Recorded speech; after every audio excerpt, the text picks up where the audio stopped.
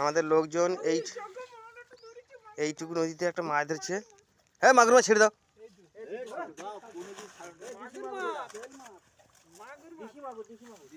আমাদের প্রদীপদা একটা মাগুর মাছ ধরেছে এইটুকু জেলের মধ্যে। ওই যে 5-10 কিলো মাছ ধরেছে এই নালার মধ্যে, এইটুকু গর্তের মধ্যে। একটা বড় মাল আছে নাকি, বড় মাল। এই মাছ ধরছে সব থেকে 5-7 কিলো মাছ হয়েছে এইটুকু নালা ছিঁড়েছে। আমরা এসছি এটা কোন জায়গা?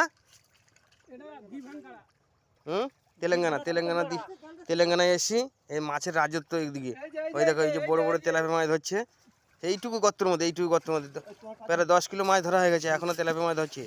আমাদের কৃষ্ণ দেখো কত জোর, ওই আরেকটা তেলাপিয়া ধরেছে দেখুন, ওই তেলাপিয়া ধরছে। দাদারা তোমরা যদি খেতে চাও তা আমাকে একটা লাইক করবেন, দয়া করে একটা লাইক করবেন। আমাকে সবাই ভুলে গেছে এই দেখুন আমাদের লোকজন। ওই যে আবার একটা ধরেছে।